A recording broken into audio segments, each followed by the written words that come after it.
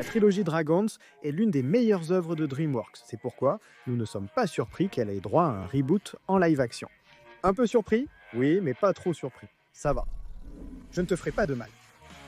Que vous soyez enthousiaste, inquiet ou partagé quant au futur remake live-action de Turbo, le moment est venu de revenir sur cette trilogie intemporelle et de classer ses personnages du meilleur au pire. Comme d'habitude, nous commencerons par les habitants les plus purs de Berk et d'ailleurs, puis nous descendrons progressivement. Ces personnages sont les gentils. Cette fois-ci, nous avons attribué la médaille d'or du bien à Harold. Pour choisir notre personnage le plus gentil, le débat s'est résumé à Harold, le personnage principal, ou à son père Stoic, qui avait gagné la médaille d'or précédemment. Il y a de bons arguments pour ces deux gars, mais nous penchons pour Harold. Bien qu'il ne ressemble pas à son père macho, Harold est tout aussi courageux et vaillant qu'un viking, comme son père l'a toujours été. Au début, c'est un maladroit qui met en danger le village en tentant de tuer un dragon pour améliorer son statut social. Mais lorsqu'il a l'occasion de tuer une furie nocturne, il se rend compte qu'il n'aime tout simplement pas tuer des êtres vivants, chacun son truc. Malgré l'énorme pression sociale, Harold a tout fait pour convaincre les autres vikings que les dragons étaient bienveillants et ne tuaient que pour se défendre, mais cela ne l'a pas empêché d'être un grand chef prêt à risquer sa vie pour protéger son peuple. En plus de toutes ces qualités, ce qui maintient vraiment Harold en tête de notre liste, c'est le fait qu'il n'a pas vraiment de gros défauts, du moins sur le plan moral. Mon pire souvenir de lui est quand il a traité tout son village de gros dans la première scène du premier film, et même cela n'était qu'une blague maladroite. Entre nous, le village pourrait se serrer un peu la ceinture, non? Harold combine la dévotion de son père pour son village et l'engagement de sa mère à protéger les dragons, faisant de lui le résident le plus noble de Berk.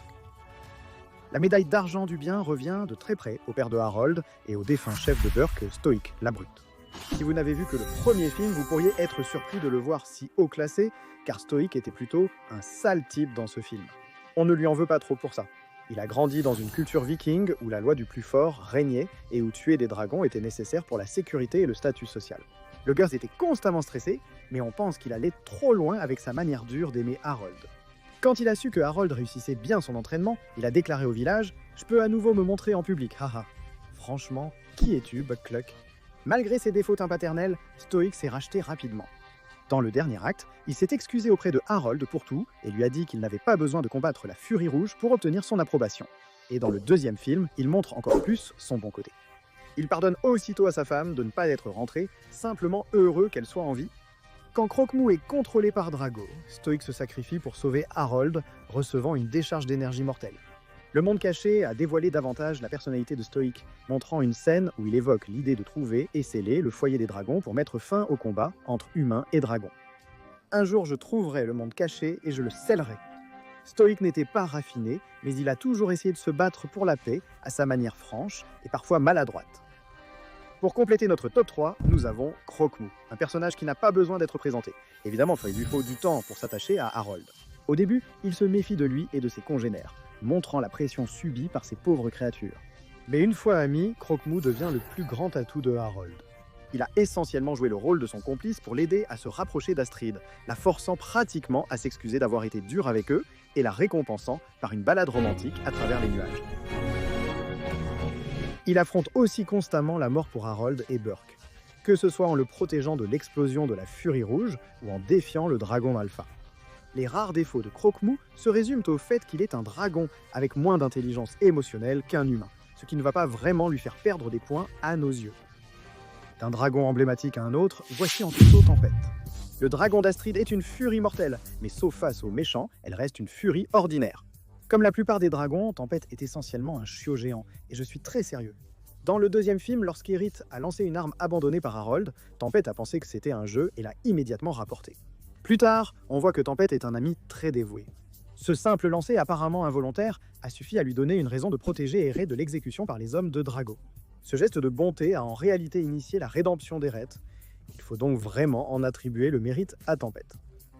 Vient ensuite l'un des plus grands dragons qui existent, le doux géant connu sous le nom de Crimson Gore-Gutter.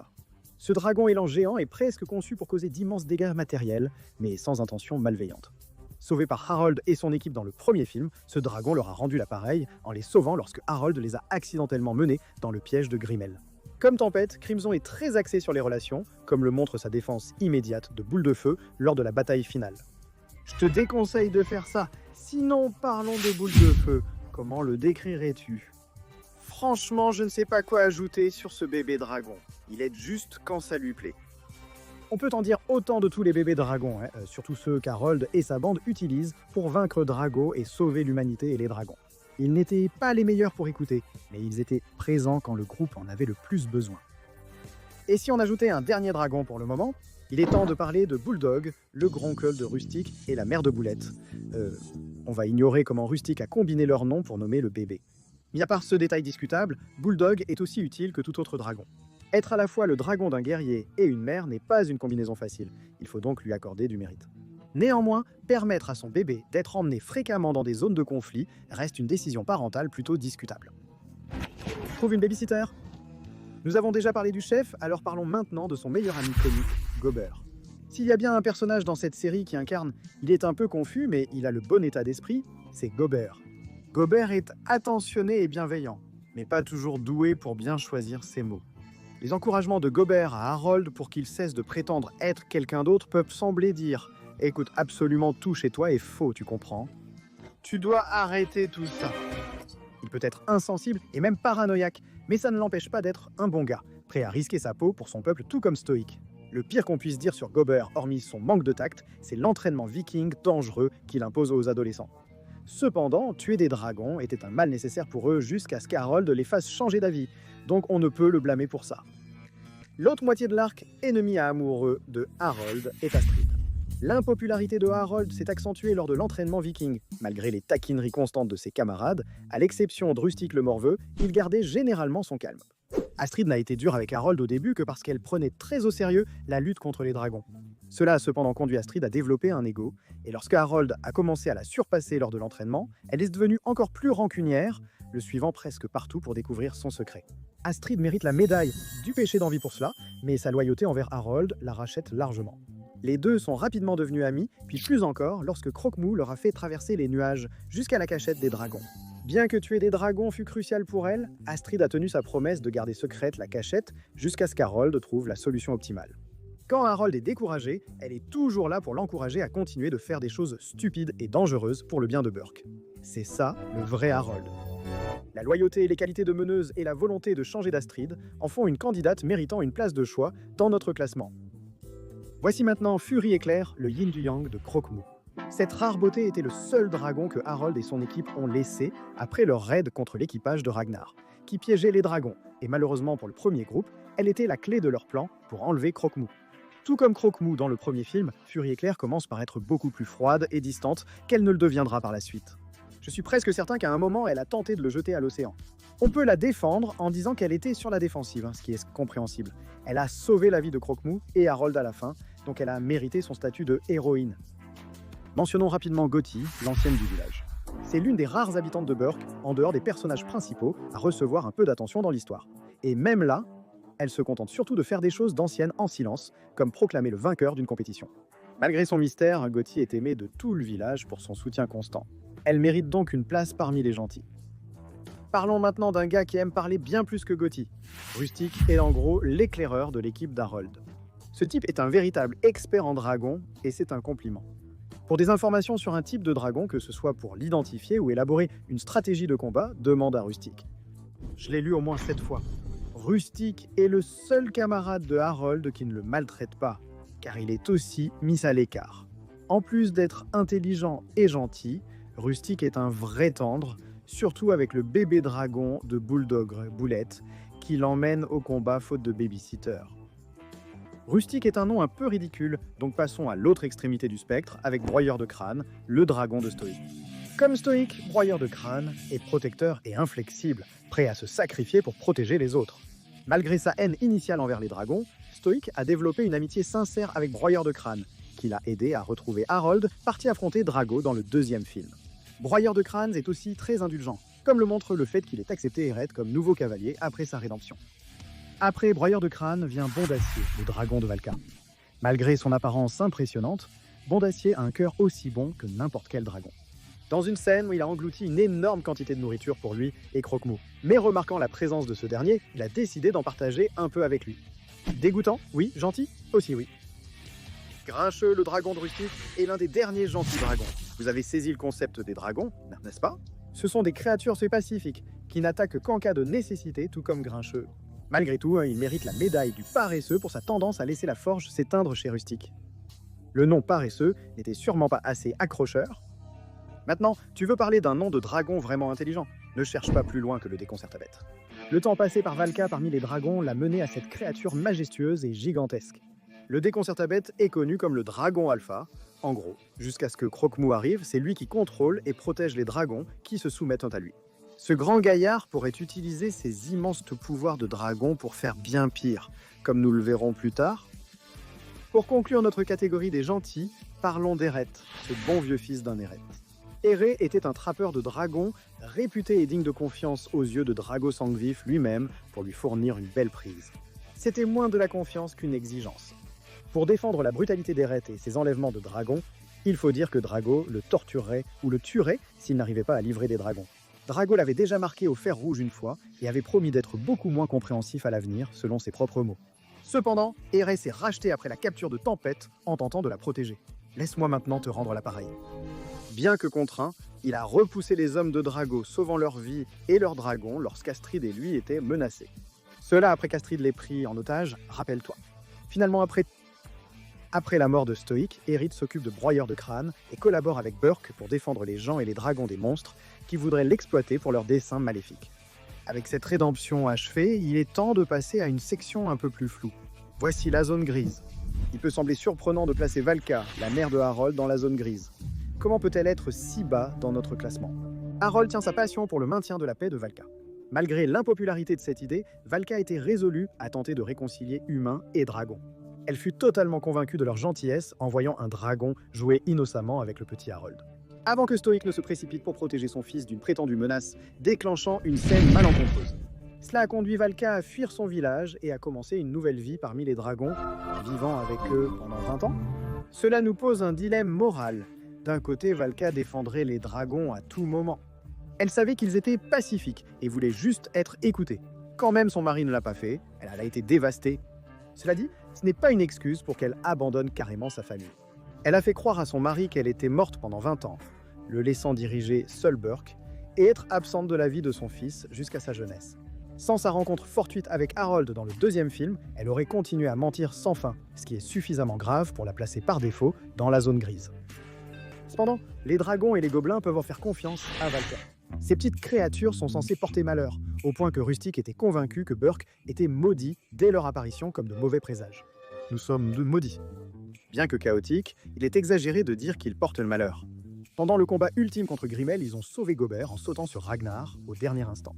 Pour l'instant, appelons-les simplement des présages moralement ambigus. Nous avons ensuite une triple entrée, Parf, Belch et Croque de Feu. Nous classons ces trois-là ensemble parce qu'ils sont les dragons de Rustine, Astine et Cranédur. Ainsi, ils partagent à divers degrés les traits de leurs cavaliers. Barbe et Bouc sont chaotiques, neutres et incarnés, se chamaillant même dans des situations intenses et prenant trop de plaisir dans la destruction qu'ils causent. Bien que Crochefer n'ait pas de deuxième tête pour se disputer, sa capacité à s'enflammer lui confère un potentiel de destruction encore plus grand. Comme la plupart des dragons, ils sont heureux de protéger les humains et les dragons, étant surtout le produit de leur environnement. Ceci étant dit, il n'est probablement pas surprenant que Rustic soit le prochain. Rustic n'est pas un mauvais gars à proprement parler. Il a de bonnes qualités, comme aider Harold à sauver dragons et humains, tout en cachant un côté tendre. On t'a vu pleurer quand Stoïc et Tom est mort, Rustic, et tu n'étais pas le seul. Malheureusement, tu te préoccupes plus de ton statut social que d'altruisme. Rustic était odieux avec Harold jusqu'à ce que ce dernier commence à surpasser tout le monde à l'entraînement. Même alors, Rustic a seulement changé d'attitude pour suivre la tendance populaire. L'immense orgueil de Rustic lui vaut la médaille du péché d'orgueil. Cependant, il fait le moins de bêtises parmi les brutes de la classe, donc on ne peut pas le classer plus bas. Varek arrive ensuite. Comme la plupart du groupe, Varek est généralement cruel envers Harold au début, une cruauté qui peut parfois s'étendre aux autres.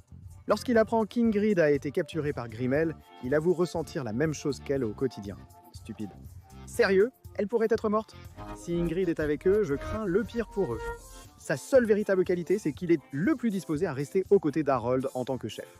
Il commence inexplicablement à jouer les entremetteurs pour Harold à la moitié du troisième film. Et c'est généralement le premier à exprimer son approbation pour n'importe quel plan qu'il invente.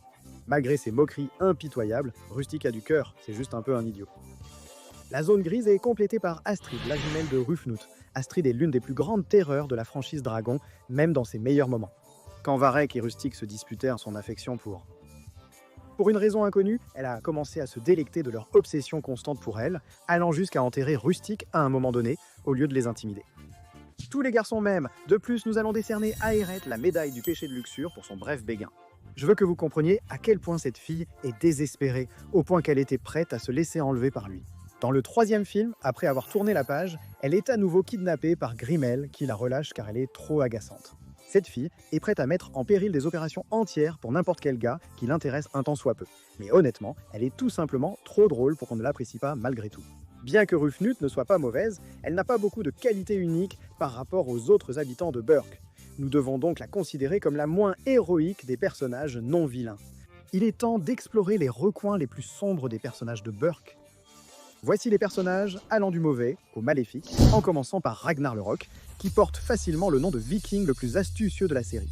Malheureusement, un nom astucieux ne définit pas la qualité d'un homme. Ragnar, un des hommes de Drago, peut être joueur par moment, mais il est impitoyable quand il s'agit de piéger des dragons pour conquérir le monde. Il n'hésite pas à blesser ceux qui entravent son chemin, que ce soit des dresseurs de dragons ou des personnes prises entre deux feux. Cependant, Ragnar n'était pas complètement mauvais. Il a été vaincu seulement parce qu'il a été distrait par la mignonnerie d'un des Hobgoblers. Oh, mignon! S'il a survécu à cette attaque d'une manière ou d'une autre, peut-être qu'il pourrait ouvrir un orphelinat pour Hobgoblers. Je suis sûr qu'il y a de l'argent à se faire avec ça, non? En 5e position, nous avons la première espèce de dragon apparemment maléfique, les Death Grippers. Ce sont essentiellement des dragons tueurs de dragons. Selon Grimmel, ils étaient drogués à l'obéissance avec leur propre venin, donc on ne sait pas s'ils ont vraiment le choix d'être bons ou non. Nous ne les voyons que comme des machines de guerre dans les plans de Grimmel, ce qui n'est pas la meilleure première impression. Pourtant, il y a des dragons qui tombent encore plus bas qu'eux, et dans le cas du Bewildebeest de Drago, je le dis littéralement. Similaire au Death Gripper, ce gros gars est soumis à l'Alpha, qui est un seigneur de guerre impitoyable cherchant à dominer le monde avec une armée de dragons malveillants plutôt que de contrôler ses propres actions. Dans une défaite amusante, lorsque Croque-Mou est devenu l'Alpha, le dragon bras droit de Drago a simplement dit « Désolé mon pote » et est descendu au fond de l'océan. Drago s'est noyé au passage. Pas un très bon bilan, mais les méchants agissant de leur propre chef méritent un examen plus approfondi. Voici notre médaillé de bronze du mal, la Mort Rouge. Bon, dès le départ, la Mort Rouge a l'audace de s'appeler la Mort Rouge alors qu'il est clairement plus gris que rouge. Mais sérieusement, il a l'audace de forcer chaque dragon sous son contrôle, à lui apporter régulièrement des offrandes de nourriture, probablement par pure paresse de le faire lui-même. On lui décerne donc les médailles du péché, de gourmandise et d'avarice pour ça. Et sans les performances médiocres de Grincheux, il aurait aussi celle de paresse. Si Mort Rouge chassait pour se nourrir, on pourrait le défendre, mais il fait chasser ses sbires et les dévore s'ils ne rapportent pas assez de nourriture. Grimmel le Grizzly remporte la médaille d'argent du mal. Il a été difficile de déterminer qui était le pire entre les deux premiers. Pour être tout à fait honnête, Grimmel a encore moins de qualités rédemptrices, c'est-à-dire qu'il n'en a aucune. Il est responsable du génocide de tous les furies nocturnes, à l'exception de Croque-Mou et Furie Éclair. Et il est tellement renommé pour ses talents de tueur de dragons qu'il est engagé par Ragnar pour récupérer Croque-Mou. Il s'agit d'un braconnier médiéval à grande échelle qui lave le cerveau des dragons pour les utiliser afin de tuer leurs congénères. Il a simplement utilisé les dragons pour détruire les dragons. Laissez-moi vous montrer. Comme les chasseurs, il n'hésite pas à tuer ceux qui se mettent en travers de son chemin. Je comprends qu'on puisse le voir comme le plus maléfique, mais c'est là que réside le problème. Grimold n'a pas de qualité positive évidente, ni de grand plan à part être reconnu pour son soi-disant héroïsme. Cette vidéo vous est présentée par les abonnements à Wicked Binge.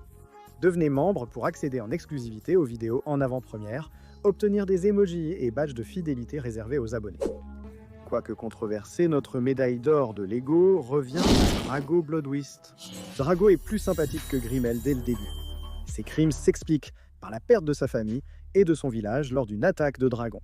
Désormais, il voyage à travers le monde, dominant les dragons tel un véritable mâle alpha TM, utilisant son pouvoir pour contrôler ses suiveurs par l'intimidation et la torture, et tuant ceux qui lui résistent. Sans hésitation, il a tué tous les amis de Stoïque lors de leur rencontre, pour ne pas l'avoir laissé devenir leur souverain en échange de leur protection. Ce n'est qu'un exemple parmi d'autres de sa cruauté, de sa tentative de tuer Érith malgré sa loyauté, à ne pas hésiter en voyant que Valka était une femme. Mais bon, perdre tout ce qu'on aime et tout ce qu'on aime, ça change un homme, non?